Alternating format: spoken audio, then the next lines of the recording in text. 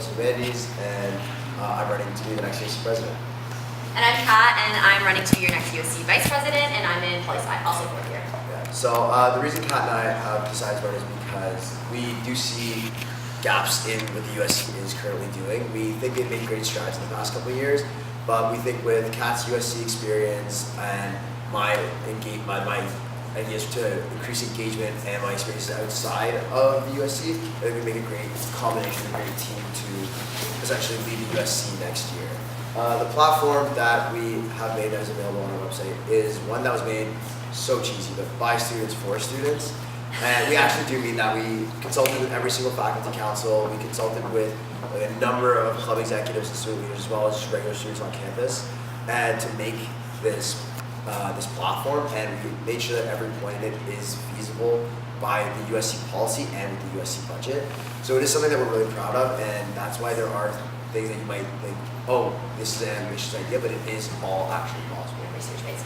Yeah, so after we talked to your exec, before we kind of launched into this campaign, they had some really great suggestions about kind of promoting the faculty councils and what they want to do. So that's a priority for us. Specifically, we have a point on kind of like promoting your ideas. We know that FIMs are some of the most creative students on campus, and we want to make sure that we're setting you up for success, not just with like our budget that we can support you with, but also like making sure that we're reaching out on a regular basis to offer that support, as well as we have a whole pillar kind of dedicated to making sure that we're representing the student voice. And we think that the only way that we can do that is if we listen, and the only way that we can listen is if we have multiple channels that students, regardless of your background, your interests, whether you're an extrovert or an introvert, you can kind of reach out and say, this matters to me, what are you doing about it, and we can kind of open that conversation. So yeah, like Barty said, our platform's online. It's 7 different pillars. We've got stuff on programming, health and wellness, academics, affordability, student voice, like I said, life in London, and safety. They're all really big concerns for us, but I think our real #1 priority is making sure that student leaders are representing you guys. So we would love to hear your concerns. If you guys have any questions and answers that we can help you with. Yeah, and we will be in the UC atrium all of next week, 8:30 to 4:30, all those long hours, standing. Early. And if you guys have any questions, just shoot us a message on Facebook. You guys can like the Facebook page, Subtle Club. And yeah, just kind of ask anything you guys have. And if you guys have any questions right now, we'll be happy to answer them. Yeah. Yeah. This question's for you, Kat. Sure. So I just wrote it down. So, Yeah. I know that part of the reason that you ran is because you saw like there's a historic lack of female representation in the PVP. If you're elected, how do you plan on increasing engagement with females in terms of the USC? Yeah, that's a really good question. So this year, there was like a female leadership campaign kind of run by the USC, and that came by a motion that Councilor Ann Campbell passed, and I did a lot of research on looking at like other universities. Is this a systemic problem? Yes, it is across campuses in North America. And one of the ways to kind of encourage female leadership is for other women to run. So that was kind of like a large part of why I wanted to run, other than the fact that I love advocacy.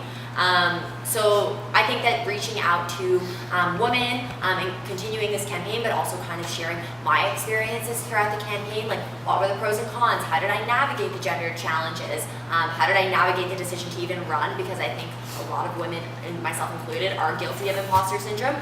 So kind of just having a very transparent conversation about female leadership, and also making sure that you're kind of like always working your convictions alongside your leadership, because I think especially as women, we tend to think that people are going to doubt our ideas and our opinions and our arguments, and I think it's really important that when we do run, that we're representing ourselves.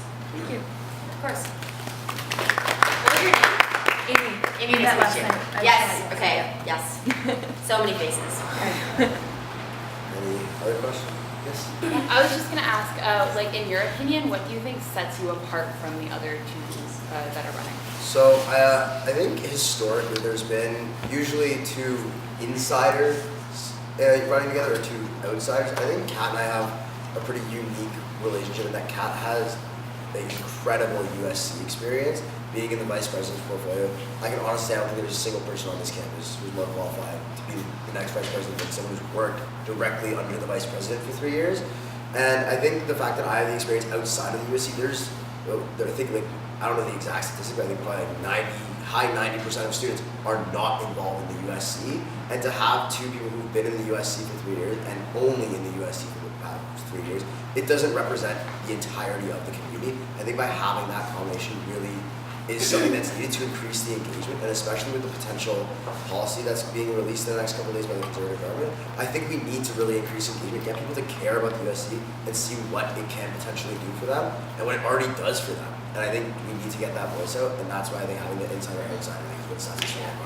And I think having our differences makes us more approachable too. We're kind of like making sure that people know that like my experience isn't the only USC experience, or Ardia's isn't the only USC or Western experience, and we want to make sure that every student kind of feels like their experience is valid and is being represented. Yeah, go for it. How do you guys plan to like use your different positions, like on being USC, not being on USC, to like help engage like all of Western University? Because like personally, as like a first year, I've noticed that there are like niches in every faculty of students that are very engaged, very proactive, and then the rest of the students are not very aware or involved. Like how do you plan to mitigate that and like increase awareness of like participation and like students wanting to like be a part of these organizations, these clubs, these events? So I think the biggest, sorry. I think like one of the biggest things that needs to be done, and it is a part of our platform and our student voice pillar, is we need to create and also formalize these mechanisms to have these personal relationships with councils, with club executives, and that's the first step. We also want to make sure we're always accessible. We want to allow appointments with students, and we want to also be more transparent with everything we're doing. I think the different experiences we have allow students to relate more to us. I personally, if I was a first-year student, and in my first year, I think Sophie was the president, I would have been petrified to go up to her because I had no idea who she was. I think we want to make ourselves more basically present in the lives of everyday students so that people feel, and not just us as executives, we want to make the whole USC, every counselor, we want to make sure, because it's part of their mandate already to be there for their constituents, and we just want to hold them accountable to that. Yeah. Thank you.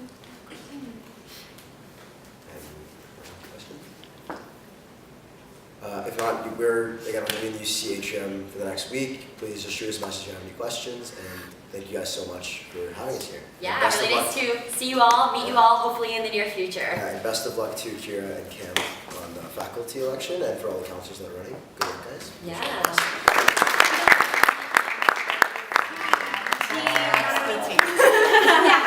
how can we increase famous representation on USC? Just like, how can we, and that's not a serious question, I get it, representative democracy, but just saying, we only have one vote, kind of sucks sometimes. Trust me, Representative Trump is not my personal political preference.